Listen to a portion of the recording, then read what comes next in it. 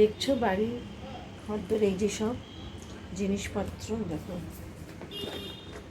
একদিনের জন্য যাব কাছাকাছি একটা ঘুরতে, জাস্ট একদিন, একটা রাত্রে থাক, কিন্তু তার জন্যেও কী জামা কাপড় নেবো, কী প্যাকিং করব, কোনটা নেব কোনটা ছাড়বো কিছু বুঝে উঠতে পারছি না।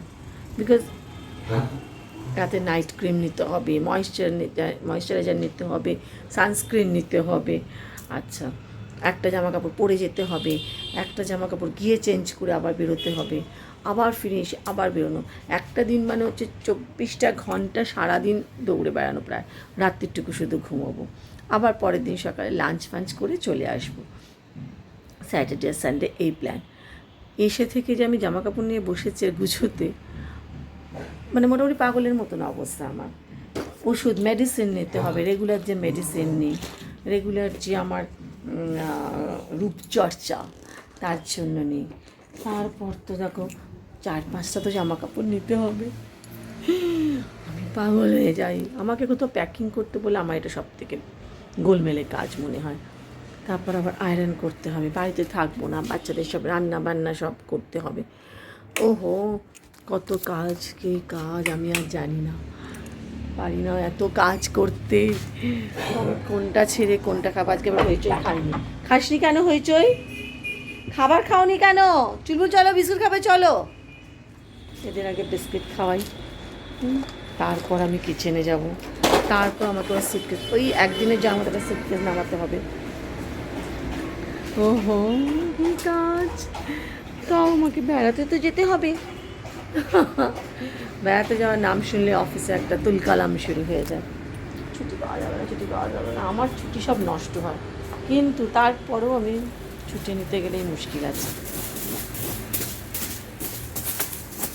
আসলে হেলথ কেয়ারে না সবসময় চাপ, আর স্যাটারডে ফ্যাটারডেতে এত চাপ থাকে, মানে আমি সবসময় চেষ্টা করি, কিন্তু কি করা যাবে, কখনো সখনো তো হয়ে যায় না বলো। চুলগুলো ঠান্ডা লাগা যাচ্ছে না, এই একদম বুড়ো হয়ে গেছে আমার চুলগুল সোনা। এই দেখো, চুলগুল বলো হাই, বলো হ্যালো, হ্যালো বলো সবাইকে, হ্যালো। তোমার এত ঠান্ডা লেগে গেছে, বলো কি করব? ডক্টরের কাছে মাম্মা নিয়ে যেতে হবে, ডক্টরের কাছে নিয়ে যেতে হবে মাম্মাকে, সবই তো মাম্মা করবে। হ্যাঁ, আজকে আবার হইচই খায়নি, কখন তার খাওয়া, মাঝে মাঝেই ও ঠাকুরের উপবাস করে, ফাস্টিং করে। আমি তো বলি ওই জন্যই ও স্লিম থাকে, বুঝেছ।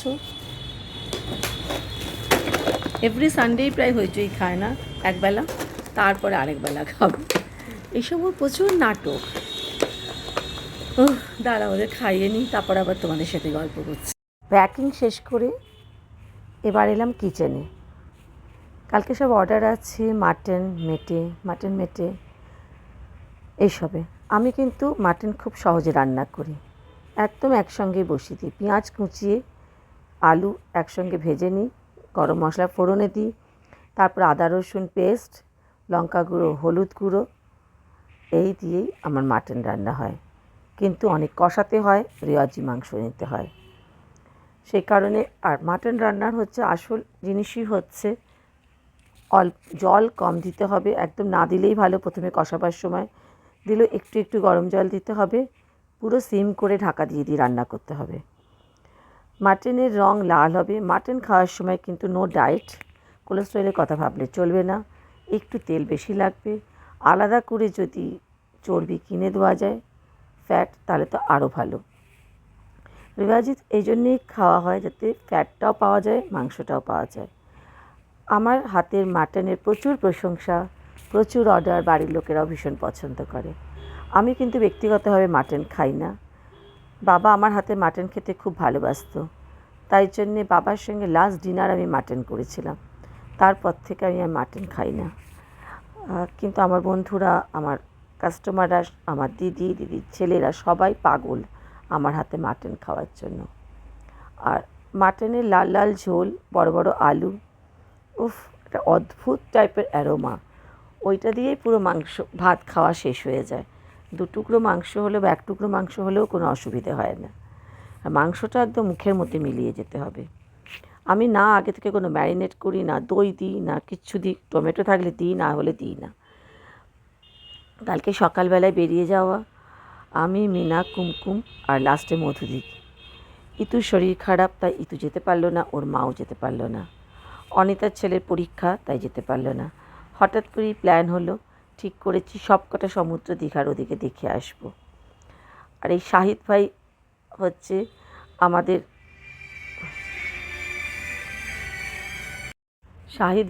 আমাদের সারথি। আমি যতবারই বেড়াতে যাই তখনই শাহিদ ভাইয়ের গাড়িতেই যাই। অসম্ভব ভালো মনের মানুষ, এত সুন্দর মহিলাদের রেসপেক্ট করে, এত সুন্দর করে আমাদের ঘোরায়। কখনো কোনো ক্লান্তি নেই, কখনো কোনো রকম বিরক্তি নেই। যখন যেটা বলছি তখন তারপরে ছবি তুলে দেওয়া, এসব তো আছে। শাহিদ ভাই অসম্ভব, কোথায় কোথায় মন্দির আছে সেটাও কি সুন্দর যত্ন করে দেখায়। মানে আমি বলি না যে ছোটোর থেকেই আমরা এইসব কখন মানিই না। এত ভালো ভালো সব আমার বন্ধুবান্ধবরা আছে, তাদের কাছে আমাদের কাছে কী ধর্ম ব্যাপারটা সত্যি আমার আসে না। দেখো মাটন মোটামুটি কষানো চলছে, একটুখানি করে জলও দিতে হচ্ছে। মাটন এবার মোটামুটি রেডি। পরের দিন সকালবেলা উঠে আগেই গিয়ে চা বসালাম। 8টার সময় গাড়ি চলে আসবে, আমাদের বেরোতে হবে। চা করে ফেললাম, একদিকে ডিম সেদ্ধ করে নিলাম। তারপরে একটু ভাবলাম তোমাদের সাথে কথা বলি। একদিনের জন্যেই বেরোই, এক বেলার জন্যেই বেরোই, 1 ঘন্টার জন্যেই বেরোই বন্ধুদের সাথে। আমার কিন্তু প্রচণ্ড খুশি লাগে মন। মানে কী পরবো একদিনের জন্য, যা প্যাকিং, বাপরে বাপ, কোনটা পরবো, কী করবো, কী করে যাবো, কী খাবার নিয়ে যাওয়া হবে গাড়ির মধ্যে করে, কী খাবো। মিনার শরীরটা একটু খারাপ, অ্যাজ ইউজুয়াল, ঠান্ডা লেগেছে, কিন্তু দমে নেই, সেই নিয়েও যাবে। This is call spirit. Meena যে একটা মহিলা সমিতির নেত্রী, বামপন্থী মনোভাবাপন্ন মেয়ে, সেই কারণে এত সহজে হারবে কী করে। ও ঘুরতেও প্রচণ্ড ভালোবাসে। আর এটা একটা টিম আমাদের। মিনা না থাকলে আমার কেমন ভালোই লাগে না, ঠিক আমার সম্পূর্ণ হয় না বেড়ানোটা। ইতু যাচ্ছে না বলে মনটা সত্যিই খুব খারাপ, কিন্তু এত মজা লাগছে মনে মনে। অফিসের ছুটি পাচ্ছিলাম না, অ্যাজ ইউজুয়াল লড়াই করে ছুটি। একদিন আমাদের স্যাটারডে ছুটিটা হসপিটালে প্রচণ্ড চাপ, স্যাটারডে কিছুভাবেই ছুটি পাওয়া যায় না। সেই জন্যে প্রায় লড়াই করে ছুটি নেওয়া আমাদের। হসপিটাল সেক্টরে না, আমার জীবনে এই ট্রান্সপোর্টে কাজ করতাম তখনও ছুটি পাওয়া মুশকিল ছিল, হেলথ সেক্টরে কাজ করলেও আমাদের ছুটি পাওয়া খুব ডিফিকাল্ট। কিন্তু এই যে বললাম সবাই মিলেমিশে কাজ করা হয়, তাই জন্যে আমরা তবু একটু আধটু ছুটি ম্যানেজ করতে পারি, কিন্তু বেশি দিন নয়। তাই আমার কাছে একদিনের ছুটিটাও হচ্ছে খুব মারাত্মক। চা নিয়ে বসলাম তোমাদের সঙ্গে একটু গল্প করার জন্য। এই দেখো পাশে আমার ব্যাগ রেডি, সমস্ত কিছু রেডি। চিপস নিয়ে নিয়েছি, আমার যেসব খাবার জিনিস পছন্দ সব সেগুলো আমার ব্যাগে মোটামুটি রেডি হয়ে গেছে। আমরা ঠিকই করে ফেলেছি, যতগুলো সমুদ্র সব কটা দেখে নেব। আর আমি সবসময় গভর্নমেন্টের গেস্ট হাউসগুলো থাকার চেষ্টা করি, তাতে অনেকটা ইকোনমিও হয়, অনেক বেশি সিকিউরিটি থাকে, নিজেদের পছন্দ মতন খাওয়া দাওয়া করা যায়, এবং সেটা যথেষ্ট রিজনেবল রেটে। আর এখন ভীষণ ভালো করে মেনটেনও করা হয় গভর্নমেন্ট গেস্ট হাউসগুলো। অযথা পয়সা নষ্ট করা, যেখানে নেই, যেগুলো এখানে সুবিধা পাবো না ডেফিনেটলি সেখানে নিশ্চয়ই যাব। হাতে কিছুটাই সময় ছিল স্নান করতে যাওয়ার আগে, চা নিয়ে, তাই ভাবলাম তোমাদের সঙ্গে একটুখানি কথা বলি। কদিন তো আমি ইউটিউব করতে পারবো না, ব্লগ বানাতে পারবো না, কারণ তখন তো ব্যস্ত থাকবো বন্ধুদের সাথে। তাই জন্যে বাবাকে ছাড়া, মাকে ছাড়া ঘুরতে যাব কোনো দিন, এটা সত্যিই কখনো ভাবিনি। আগে আমার কাজ, আমি যেটা এখন করি বন্ধুবান্ধবদের মধ্যে, সেটা আগে বাবা করতো। সমস্ত দায়িত্ব, কোথায় যাওয়া, কখন গাড়ি, কী খাবার নেওয়া হবে, এভরিথিং, টিকিট কাটা, সব কিছু বাবা করতো। আর এখন হচ্ছে আমি, এভরিথিং সব আমি রেডি করি, ওদের শুধু বলে দিই, ওরা সেই বুঝে প্যাকিং শুরু করে। আর যাওয়ার আগে মোটামুটি ডেটটা সবার সঙ্গে কনফার্ম করে নিই। সবার মত নিয়েই আমরা ডেট ঠিক করি, কারণ প্রত্যেকেরই বাড়ি আছে, পরিবার আছে। আমি রেডি, শ্যাম্পু ট্যাম্পু করে, পুজো টুজো করে, বাচ্চাদের বাই বলে আদর করে, চুলবুল তো কথাই বলছে না, দিয়ে এবার বেরিয়ে পড়লাম। এসে গেছে কুমকুম আর মিনা আমাকে নিতে, শাহিদ ভাই এসে গেছে। এই যে এরা গাড়িতে সব বসে, আমরা এবার চলে যাব মধুচন্দ্রাদির বাড়ি। মধুচন্দ্রাদির বাড়ি হচ্ছে মিল্ক কলোনি। এই যে মধুচন্দ্রাদির বাড়িতে পৌঁছে গেছি। আমি আর কুমকুম তো বেড়াতে যাওয়ার জন্য নতুন হেয়ার কাটও করে দিয়েছে, নতুন জামা কাপড় কিনে নিয়েছে। এই যে আমরা রেডি, মধুচন্দ্রাদিকেও তুলে নিয়েছি, নিয়ে আমরা নিবেদিতার সেতু ধরলাম এয়ারপোর্টের ওখান থেকে, দিয়ে আমরা চললাম কোলাঘাট। কোলাঘাটে গিয়ে আমরা ব্রেকফাস্ট করব।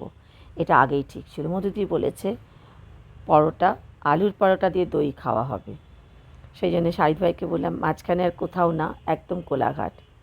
আমি আর মধুদি মাঝখানে বসেছিলাম, পেছনের সিট বড় ইনোভা, আমি আর মধুদি মাঝখানে বসেছিলাম, পেছনে বসেছিল মিনা, ও পা স্ট্রেচ করে বসে থাকে, ওর এতে খুব আরাম লাগে।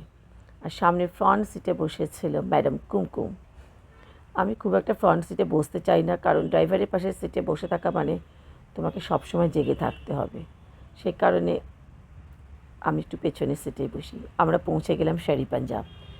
এই যে শেরি পাঞ্জাবে ঢোকার আগেও ফটো সেকশন জন্য পৌঁছে গেলাম কোলাঘাটে শেরি পাঞ্জাব।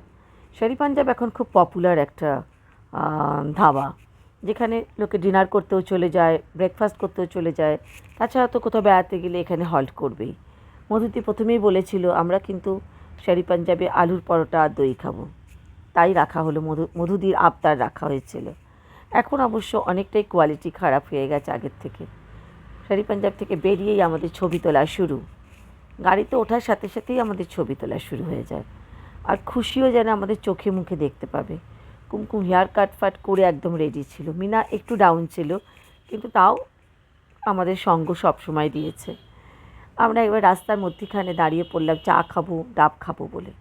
শাহিদ ভাই যখন আছে আমাদের কোনো চিন্তা নেই, সঙ্গে বড়েরা থাকলে বা কোনো ছেলেরা থাকলে ভীষণ বিরক্ত করে, কেন রাস্তায় দাঁড়াবে, কিসের ছবি তোলা, কে দেখবে তোমাদের ছবি এত, কে তোমাদের একটা লাইক করলো তাই নিয়ে তোমাদের জীবন যেন একদম অতিষ্ঠ হয়ে যায়। কী করে বলবো এই ছোটো ছোটো মজাগুলো, শুধু ছবি তোলাটা তো আমাদের কাছে একটা মেমোরি। এটা একা একা যখন থাকি তখন আমি কত ছবি দেখি, আমার বাবা মার সঙ্গে আমার বেশি ছবি নেই, এটা আমার কাছে একটা ভীষণ আফসোসের বিষয়। রাস্তায় এত ভালো ওয়েদার ছিল, জল জল করছে রোদ্দুর, তার মধ্যে আমরা দাঁড়িয়ে এমন কিছু গরম আমরা পাইনি। পৌঁছে গেলাম দীঘা। এই হচ্ছে দীঘার এন্ট্রান্স। কী সুন্দর করে দীঘাটাকে বানানো হয়েছে, প্রচুর হোটেল, প্রচুর লোকজন। দীঘাতে একটা এমনই জায়গা যেখানে সমস্ত রকমের ইনকামের লোকেরাই যেতে পারবে। এই হচ্ছে আমাদের গেস্ট হাউস, এটা হচ্ছে আমাদের ড্রয়িং রুম ছিল, বিশাল গেস্ট হাউস। ওপরে যে রুমটা ছিল সেটা মোটামুটি দুটো সিঙ্গেল 1 BHK ফ্ল্যাট হয়ে যাবে। এটা একটা পুরো গ্লাস দিয়ে ঘেরা, চারপাশটা সোফা টোফা এসি টেসি সব লাগানো। এই হচ্ছে আমাদের গেস্ট হাউস, এটা হচ্ছে আমাদের ডাইনিং হল। আমাদের লাঞ্চের জন্য আগে থেকে বলে রেখেছিলাম, গিয়ে চাটা খেয়ে একটু রেস্ট নিয়ে খেতে বসে গেলাম, কারণ আমাদের এখনই বেরোতে হবে মন্দারমণির জন্য। তাই জন্য মুন্না আমাদের জন্য ডাল ভাত আলু ভাজা বেগুন ভাজা আর মাছ ভাজা রেডি করে রেখেছিল।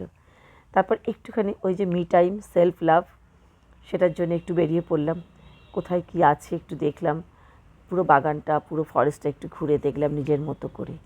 সিঁড়িটা ছিল আমার প্রচণ্ড পছন্দের, এই সিঁড়িটা দিয়ে আমি উঠতাম আর নামতাম আর বলতাম ভিডিও করে দেওয়ার জন্যে। একটা দিনের জন্য গেছি, কিন্তু মনে হচ্ছে না একটা দিন। যদি সময়কে ঠিক করে ইউটিলাইজ করা যায় তুমি দেখতে পাবে অনেক সময় পাওয়া যায়। আমরা একটা দিন তোমাদের তো বলতে থাকবো, দেখাতে থাকবো, দেখবে আমরা কতটা ইউটিলাইজ করেছি। এই সিঁড়ি দিয়ে আমি উঠতাম নামতাম, মিনাকে বলতাম কখনো আমাকে একটু ভিডিও করে দে, কখনো শাহিদ ভাই থাকলে মিনা অবশ্যই অনেকটা রিল্যাক্স থাকতো, নাহলে তো পূর্বা ওকে মাথা খারাপ করে দে, ছবি তুলে দে করে। তো শাহিদ ভাই আমাদের সবার ছবি তুলে দিত, 4 জনকে 4 বার করে তাদের মোবাইলে ছবি তুলে দিত। এই ভদ্রলোকে কোনো বিরক্তি আমি দেখিনি, এনাকে সত্যিই রেসপেক্ট করার মতনই একজন মানুষ, যে আমাদের একজন মুসলিম হয়েও আমাদের সব মন্দির ঘুরে দেখাচ্ছে, নিজে থেকে বলছে, তার কোনো রকম কোনো সমস্যা ছিল না জীবনে। সত্যি আমরা ধর্ম নিয়ে বড্ড বেশি বাড়াবাড়ি করি। দারুণ মজা, এত সুন্দর ছিল না আমাদের গেস্ট হাউসটা। আমি রেডি হয়ে নিয়েছিলাম, এর মধ্যেই মন্দারমণি যাব বলে অন্যদের জন্য ওয়েট করছিলাম, তাই এখানে একটু হাঁটাহাঁটি করছি, একটু ছবি তুলছি। প্রত্যেকটা কোণা এত সুন্দর। এই যে সব নামছে, সামনের জন মধুদি, পেছনে মিনা দিদি, কুমকুম নিচেই আছে রেডি হয়ে, এই সিঁড়ি দিয়ে নামছে এই যে কুমকুম, দেখেছো নিউ হেয়ার কাট। এইবার আমরা রওনা দিলাম। অসাধারণ রাস্তা, অসাধারণ, প্রত্যেকটা মুহূর্ত যেন মনে হচ্ছে ভিডিও করি, একটা চোখের দৃষ্টি ফেলা যাচ্ছে। দেখো কি সুন্দর এখানে সব বসার অ্যারেঞ্জমেন্ট, এই ওয়াটার বডিটা ভীষণ সুন্দর। এত সুন্দর করে বানানো হয়েছে প্রত্যেকটা রাস্তা ছবির মতন। আমরা প্রত্যেকে পেট পুরো লাঞ্চ টাঞ্চ করে খুশি হয়ে সেজে গুজে রেস্ট নিয়ে বেরিয়ে পড়েছি। এই যে হচ্ছে শাহিদ ভাই, শাহিদ ভাইয়ের অফুরন্ত এনার্জি, আমরাও তার থেকে হেরে যাই হয়তো অনেক সময়।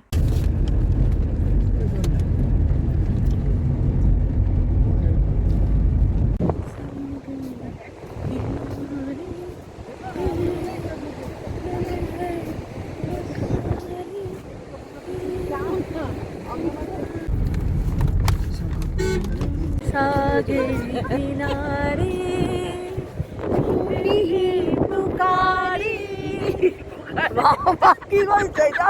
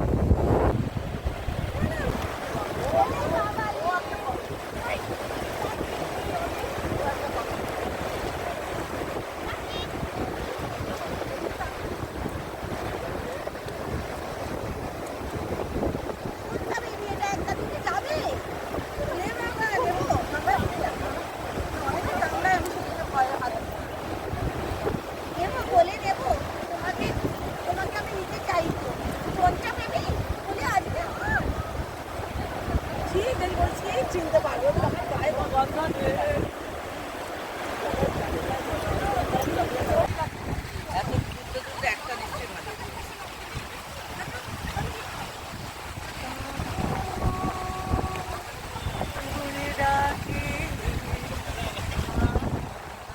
এদিকে এসো।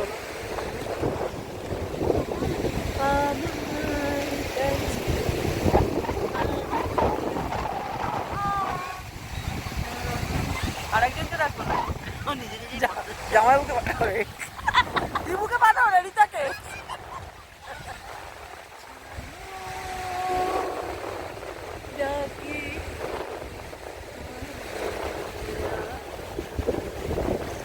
এদিকে বলো।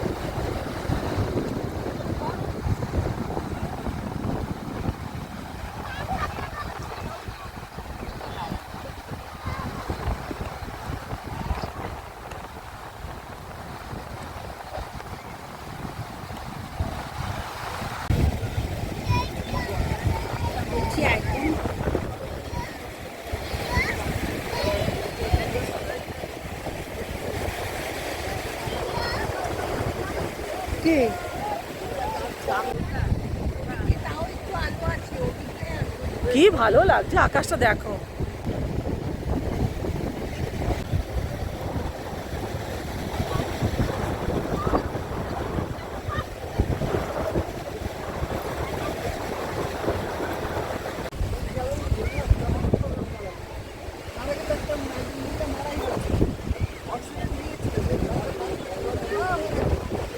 মন্দারমণির সমুদ্র অসাধারণ। আমরা ডে টাইম এবং সূর্য অস্ত যাওয়া দুটোই পেয়েছি। খুব মজা করে পুরো ভিজে চান হয়ে ওখানে চাটা খেয়ে বাড়িতে ফিরে এলাম। বলেই গেছিলাম মুন্না দাদাকে আমাদের জন্য পাকোড়া আর পমফ্লেট ফ্রাই করে রাখবে। এসেই আমরা বসে গেলাম সবাই, চেঞ্জও করিনি, কারণ এরপর আমাদের আছে আবার যাওয়া দীঘার সমুদ্র। এসে আমরা সবাই মিলে pakora and pomfret fry enjoy করতে শুরু করলাম, আড্ডা মারতে শুরু করলাম। এটা ছিল আমাদের ড্রয়িং রুম। দারুণ দারুণ, মানে বোঝানো যাবে না ঠিক কতটা সুন্দর। তারপরে আমরা সবাই ঠিক করলাম খাওয়া দাওয়া আড্ডার পর আমরা যাব দীঘার সমুদ্রে।